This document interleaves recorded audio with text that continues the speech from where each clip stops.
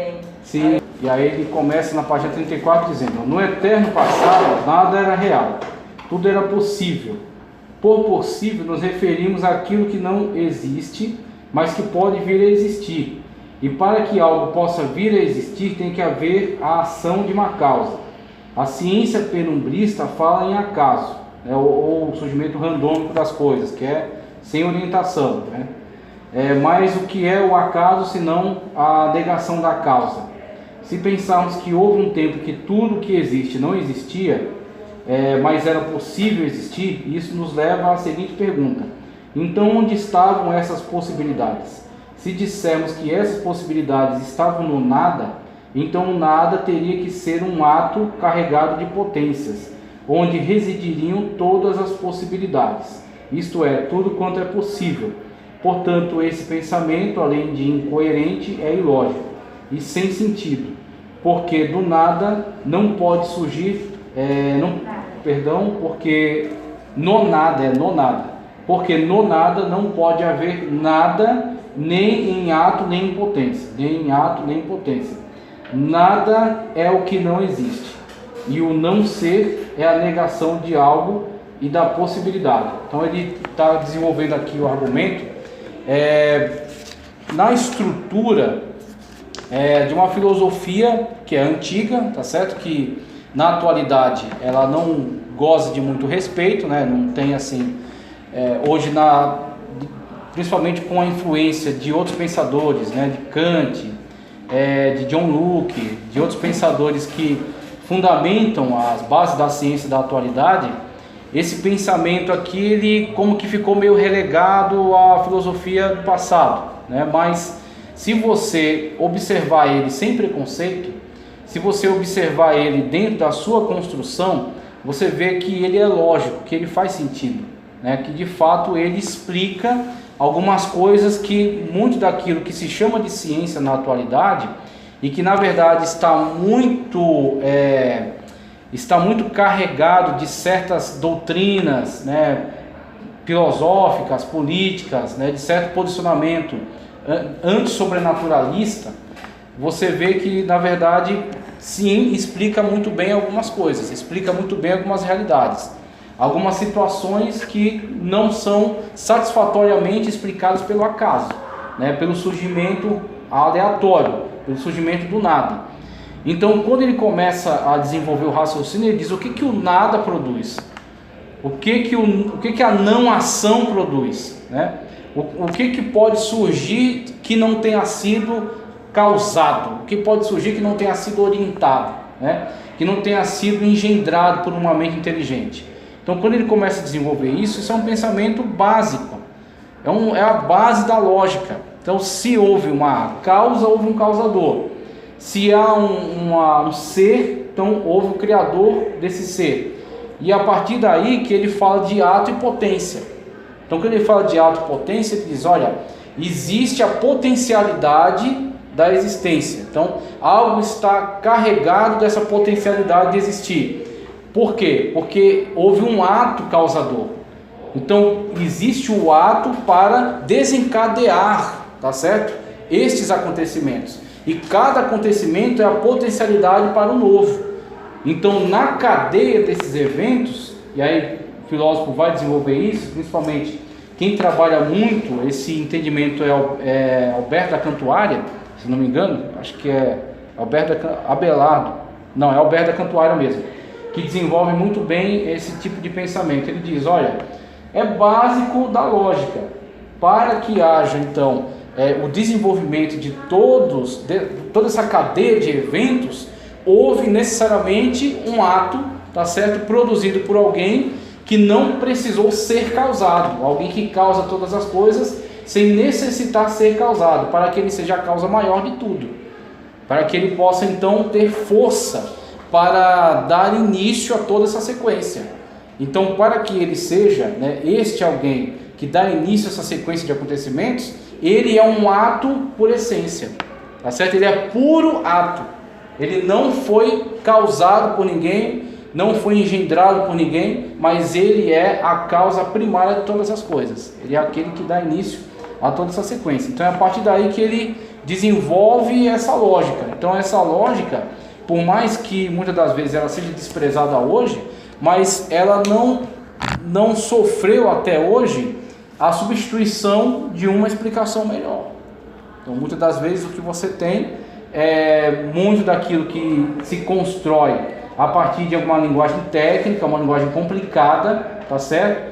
Onde eles querem trazer diversas possibilidades, mas possibilidades que, se analisadas, elas não explicam totalmente, elas não têm a explicação definitiva para todas as coisas. E aí quando você vê que isso aqui não foi refutado, mesmo que seja antigo, mesmo que hoje não se tenha muito respeito por esse desenvolvimento, esse encadeamento de ideias, mas ele não foi refutado, no sentido de dizer, não, aquilo que falaram, aquilo que defendiam, não faz mais nenhum sentido, não tem nenhum cabimento. Não foi refutado, simplesmente foi desprezado, foi esquecido. Falou, olha, esta lógica desenvolvida na antiguidade vai ser abandonada, a partir de certos pressupostos que vão surgindo, que vão substituindo, que vão solapando, né? Então vão colocando camadas e soterrando aquilo, relegando aquilo ao passado. Mas se você olha para a maneira como isso foi desenvolvido, você vê, não, faz sentido sim, de fato explica muita coisa.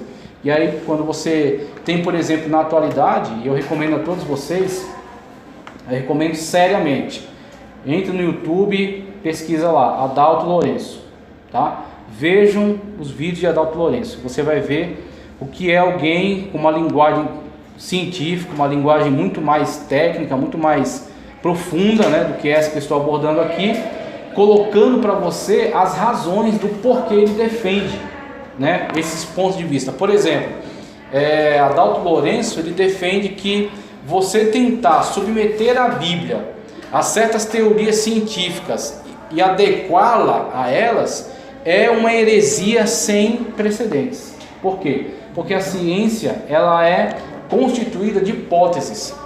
Então a ciência não pode se tornar dogmática, ela não pode tentar defender qualquer tipo de doutrina, qualquer tipo de dogma. Ela tem algumas leis da natureza que sempre se repetem. Então aquelas leis, elas não são inventadas, elas são descobertas.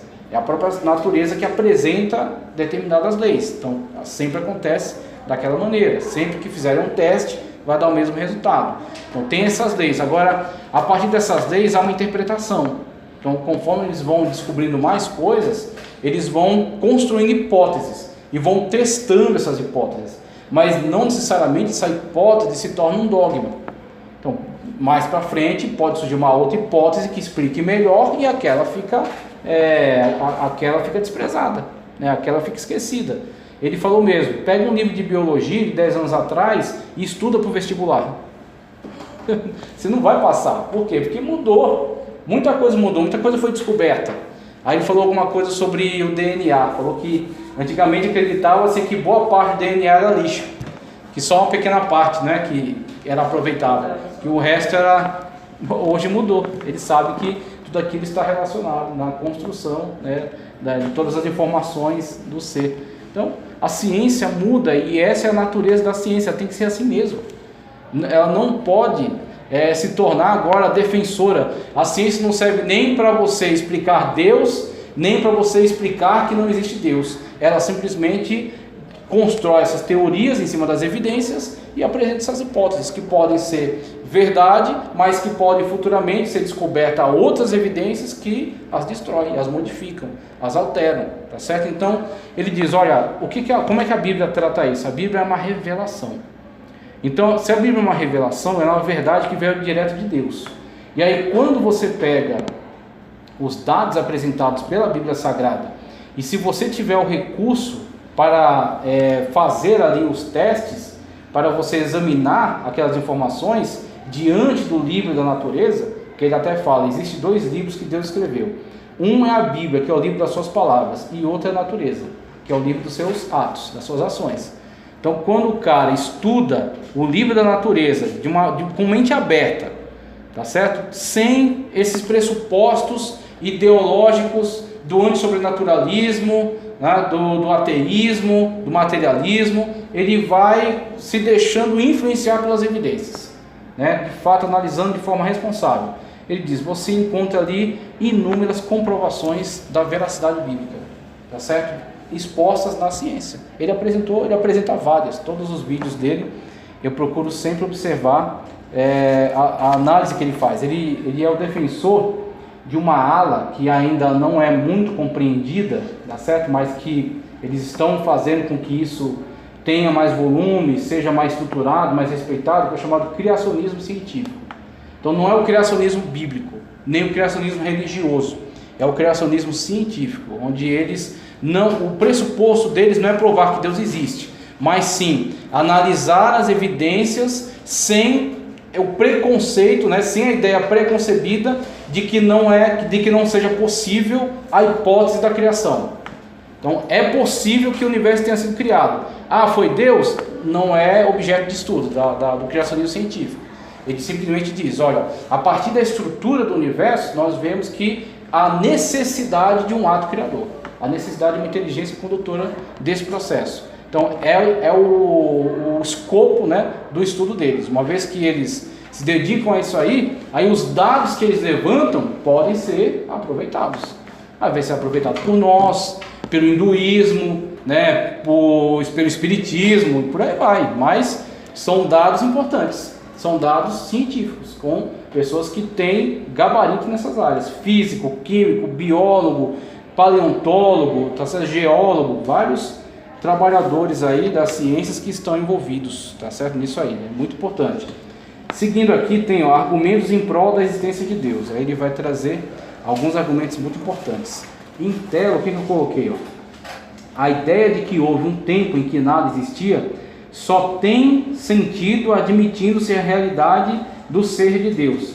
Se negarmos a realidade de um Deus pessoal e criador, seríamos compelidos a admitir que a matéria é autoexistente, o que contradiz leis da lógica e da ciência. Então, excluindo-se o personagem, a pessoa criadora, tá certo? O Deus criador, no nosso caso, do nosso estudo, tá certo? Na nossa declaração, você tem apenas então a matéria. E se a matéria ela é autocriadora, então a própria matéria é inteligente, ela se autocriou, ela deu existência a si mesma. Então você está atribuindo isso a um objeto inanimado, a um objeto não inteligente. E aí é onde entra uma contradição com a própria lógica. Isso não faz nenhum sentido. Alguns textos que eu coloquei aí para fundamentar: ainda que antes houvesse dia, ainda antes que houvesse dia, eu sou. Ainda antes que houvesse dia, eu sou, e ninguém há que possa fazer escapar das minhas mãos. Agindo eu, quem impedirá? Isaías 43, 13. Deus afirmando, né, sua autoexistência, né, sua realidade suprema. Outro texto que eu trouxe é: o Senhor reinará eterna e perpetuamente. Êxodo 15, 18, acerca, né, da extensão eterno e perpétuo do reinado do nosso Deus. Jesus Cristo é o mesmo ontem, hoje e será eternamente. Hebreus 13, 8, acerca da eternidade do Senhor Jesus Cristo.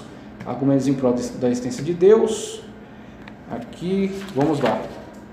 Começando, nós temos argumentos em prol da existência de Deus. O que o texto diz?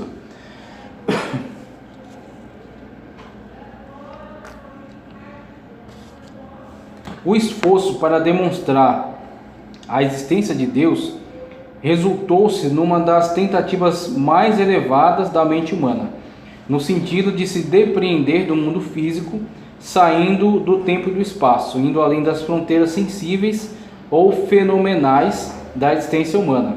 A busca por provas da existência de Deus nasceu no círculo da erudição filosófica. Antes disso, as pessoas afirmavam Deus ou os deuses sem nenhum questionamento, se eles realmente existiam ou não.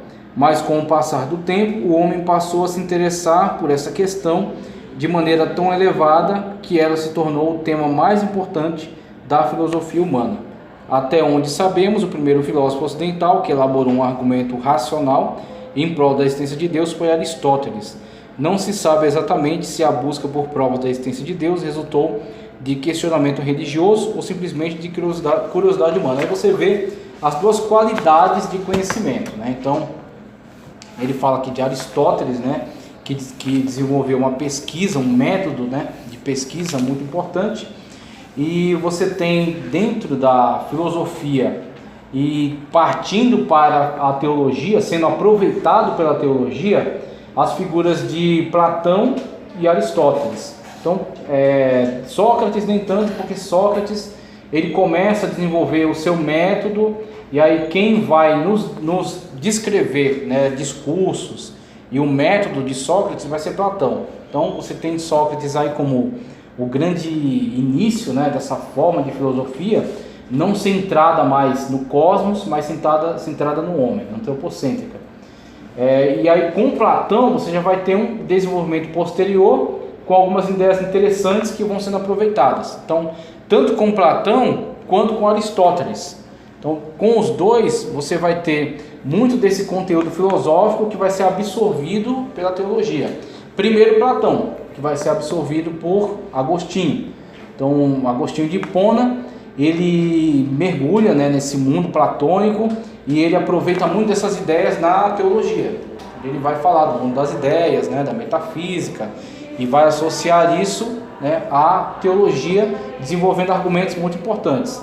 Futuramente, né, então Agostinho de 400 da era cristã e Aristóteles e Tomás Aquino, depois de Agostinho, Tomás Aquino já de 1200 mais ou menos da era cristã, lá na Alta Idade Média. Aí Tomás Aquino vai pegar agora Aristóteles. Então Agostinho muito de Platão e Tomás Aquino muito de Aristóteles. Aristóteles geralmente era desprezado, um tanto desprezado pelos teólogos da época, porque ele desenvolveu um conteúdo que era muito mais voltado para as áreas da ciência. Inclusive a divisão de exatas, humanas e biológicas tem início com as pesquisas dele. Inclusive Aristóteles, é interessante a forma, o método dele, ele legou para as próximas gerações não tanto dogmas, né, conhecimento dogmático. Eu tenho até um livro lá de Aristóteles, um curso de Aristóteles, de aristotelismo, que é bem amplo. Só que, mais do que isso, ele legou perguntas. Então tem um vasto livro de Aristóteles que é só sobre perguntas. Perguntas onde a partir dali você tem um gatilho para várias pesquisas. A partir dali, para responder aquelas perguntas, a galera pode suar a camisa ali e pode desenvolver várias pesquisas. Então Aristóteles não era muito aproveitado pela teologia, até por esse caráter, né? E essa pesquisa minuciosa que ele faz, né, de uma forma universal, sobre diversos temas.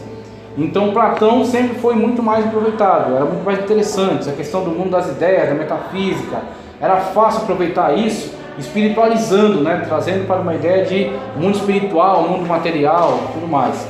Mas aí Tomás Aquino abraça o desafio. Você já tem grandes escolas de teologia desenvolvidas, inclusive a teologia era a mestra das ciências. Então, às vezes o cara, quando queria chegar no topo acadêmico, né, da sua formação acadêmica, em algum momento ele ia ter que estudar teologia. Então ele podia entrar pelo campo que fosse, mas para chegar na coroa da cátedra, ele tinha que entrar para a teologia, tinha que ter domínio da teologia. E é exatamente nesse ambiente no qual a teologia é a mestra das ciências, é onde Aristóteles vai desenvolver a sua obra magna, que é a Suma Teológica. Na Suma Teológica, ele vai versar sobre uma gama de assuntos extraordinária. Ele vai desenvolver uma teoria, tá certo? Uma tentativa de explicação fundindo Aristóteles e a Sagrada Escritura e os dogmas da igreja. Ele estava imerso no mundo católico, né? Então ele está dentro desse catolicismo apostólico romano. Então, claro, ele tem uma linguagem católica, né? Então, quando você lê Aristóteles, você lê Tomás Aquino, você tem que passar um filtro, né, naquela argumentação tipicamente católica. E aí você entende que ele está nesse mundo católico, então ele pensa dessa maneira. Mas o que ele fez, pegando muito conteúdo de Aristóteles e adaptando, tornando útil, aplicável à teologia, é muito, muito interessante. E aí você tem também outra característica, que é a teologia desenvolvida no cristianismo do mundo ocidental, romano, né, a Igreja Católica Apostólica Romana, e a teologia desenvolvida no Oriente, na Igreja Ortodoxa do Oriente. Então as igrejas já estavam divididas nessa época. E no Oriente você tem uma teologia muito mais espiritualizada. Eles não se importam com muitas definições. com muita especulação, especular sobre... Você vê, Tomás Aquino foi o único cara, quando eu estava dando aula de angelologia, tentando, alguém que tenha trazido explicações mais profundas sobre a estrutura angelical, o corpo dos anjos, esse tipo de coisa, eu só achei quando eu consegui pesquisar em Tomás de Aquino. Aí Tomás Aquino, o que ele vai fazer? Bíblia, né? E um pouco de aristotelismo. Ele vai tentar mesclar os dois para trazer hipóteses sobre essas questões. Então a Bíblia não é muito clara a respeito. Então a Bíblia dá algumas diretrizes, aí você fica dentro delas, para você não construir uma heresia. Você se mantém dentro daquelas diretrizes da Bíblia. Mas nesse meandro, a Bíblia não vai ser muito específica. E é onde você precisa especular. E aí Aristóteles é perfeito para isso. Que ele vai pegar exatamente toda essa linguagem filosófica, Aristóteles, Tomás Aquino. Tomás Aquino é perfeito para isso, porque ele vai pegar essa linguagem filosófica de Aristóteles e ele vai aplicar aqui. Aristóteles falou que tal, a substância, né, a essência, o ato, o acidente, ele vai pegar todas essas linguagens típicas dessa filosofia e vai tomar de emprestado para a teologia. Pode ser muito bom? Que é onde ele vai conseguir, olha, isso aqui não é Bíblia, não é um versículo, não é um texto revelado, mas é uma hipótese plausível, é algo que pode trazer um esclarecimento, um entendimento, e aí é onde se torna muito útil, muito útil. Então, ele foi muito útil para a teologia, inclusive os reformadores, mesmo saindo da Igreja Católica, né, se livrando de todo esse mundo católico, eles não puderam jogar fora esses grandes exponenciais da teologia. Eles usaram Agostinho, eles usaram Tomás Aquino, eles usaram Pedro Abelardo, Anselmo da Cantuária, usaram toda essa galera. Por quê? Porque muito daquilo que eles disseram estava certo.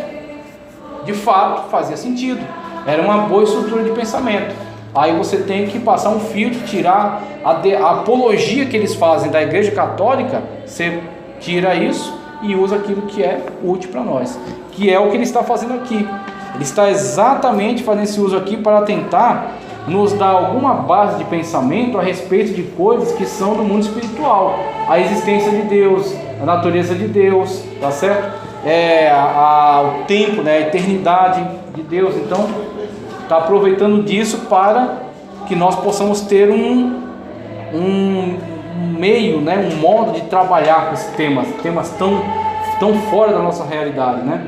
Maneiras de demonstrar a existência de Deus, página 36. A existência de Deus não é apenas objeto de fé, mas também de razão, pois ela pode ser demonstrada por meio de argumentos racionais. A partir da argumentação de Aristóteles, olha aqui, a partir da argumentação de Aristóteles, Tomás Aquino explicou isso de forma mais ampliada. Para fundamentar seu argumento em prol da existência de Deus, Tomás de Aquino disse que uma proposição, aí tem lá embaixo, proposição, declaração verbal ou escrita. Declaração verbal ou escrita, é uma proposição.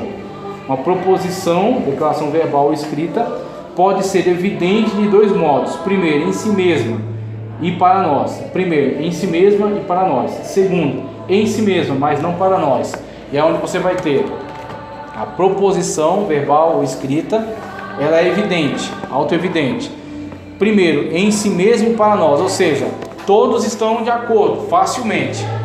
Todos conseguem fazer o mesmo teste e chegar às mesmas conclusões.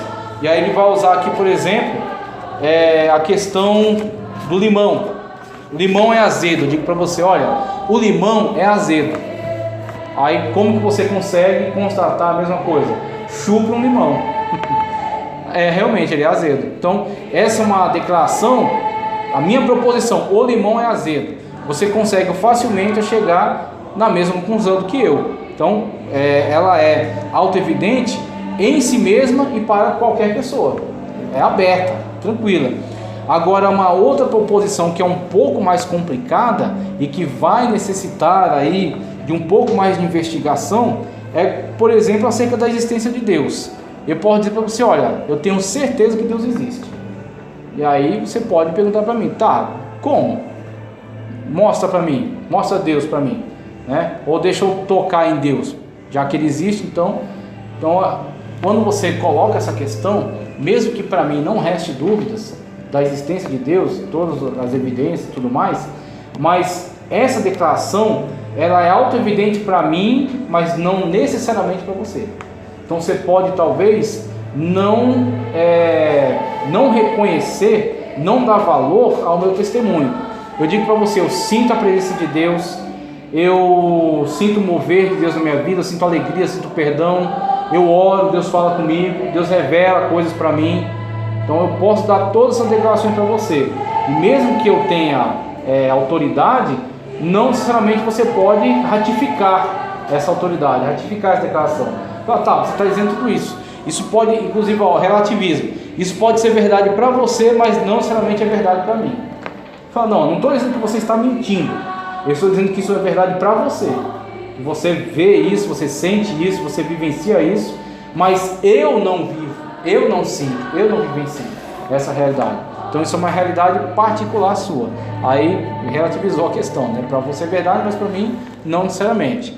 E aí é onde entra essa questão. Por isso que ele vai desenvolver aqui essas diversas evidências. Então, evidências que podem ser colhidas no campo do cosmos, né? A natureza. Dentro da natureza, aí entra criacionismo científico. Existe a possibilidade, é plausível a possibilidade de um universo autoexistente, de uma matéria autocriada, autogeradora, de um encadeamento de eventos que não tenha sido causado que tenha sido causada pelo nada. O nada causou alguma coisa, o nada alguma vez produziu alguma coisa. E aí quando você começa a fazer essas investigações, você vê que o livro de Deus chamado Natureza, o Cosmos, ele nos fala acerca de uma causa criadora, uma causa geradora. E aí o criacionismo científico se detém aí, fala, olha, isso aqui não pode ter surgido do nada, isso aqui não pode ter surgido, por acaso, isso aqui não pode ter surgido sem um causador. É necessário, para que toda essa estrutura funcione e exista, uma causa, tá certo? Um ato. E aí quando você chega a essa conclusão, já é uma prova para nós, já é uma evidência para nós, uma evidência fortíssima. Você fala, olha, no cosmos tem evidência de Deus, tem evidência de uma inteligência criadora, tá certo? Tem evidência de um ser criador. E aí você parte para provas cosmológicas, provas antropológicas, aí você vai para o homem. Você vê o ser humano distinto de todos os outros demais seres da natureza e com características peculiares que demonstram ser ele imagem e criatura de Deus. Então, como Deus criou no princípio, né, minha imagem, tá certo? Conforme minha semelhança. Aí você vê aspecto da moralidade humana, da inteligência humana, tá certo? Da racionalidade humana, né? Coisas que o distingue de outros seres. Aí você fala, olha, no cosmos, ou seja, né, no universo, tem evidências acerca de Deus. No ser humano, também tem outras evidências acerca de Deus. Você tem uma revelação, tá certo? Quando Deus entrega a nós, por meio da revelação, da Sagrada Escritura, textos, tá certo? Comprovados com informações verídicas, comprovadas arqueologicamente, comprovadas por diversas áreas do conhecimento humano, que demonstram ser fidedignos e que falam de Deus. Então você tem uma revelação cosmológica, antropológica, tá certo? Uma revelação especial da Sagrada Escritura, e ele fala até de outros argumentos, como o argumento ontológico de Anselmo da Cantuária. Aí esse argumento ontológico, ele é um pouco chato para nós de entender. Por quê? Porque ele está dentro daquela argumentação que foi desenvolvida antigamente e que hoje não está tanto em uso mais. Então a gente estranha um pouco quando tem contato com esse tipo de argumentação, porque não é mais do nosso contexto, não é mais da nossa época, mas ela foi muito importante e ela não foi refutada. Então, é antiga, mas só porque é antigo não é verídico, só porque é antigo não tem mais valor? Sim, é antigo e não foi refutado, continua sendo verdadeira. E aí ele desenvolve, em si mesmo para nós, tá certo? Uma proposição é evidente quando o atributo está inserido no sujeito. Se eu digo que o limão é azedo, isso é evidente. Por quê? O atributo azedo está inserido no sujeito limão. Essa proposição não precisa ser demonstrada porque todos sabem. É só provar um limão e você chega a essa conclusão. em si mesmo, mas não para nós, quando a pessoa não conhece a natureza do sujeito e do atributo. A proposição, embora seja evidente em si mesmo, não será evidente para essa pessoa. Ela será evidente somente para as pessoas que têm conhecimento do sujeito e do atributo. Se eu digo que todo homem tem alma, embora essa proposição seja evidente em si mesma, ela só pode ser conhecida por aqueles que sabem o que é alma. Então vai demandar um pouco mais, né, de avanço, um pouco mais de experiência, de exame dessa proposição.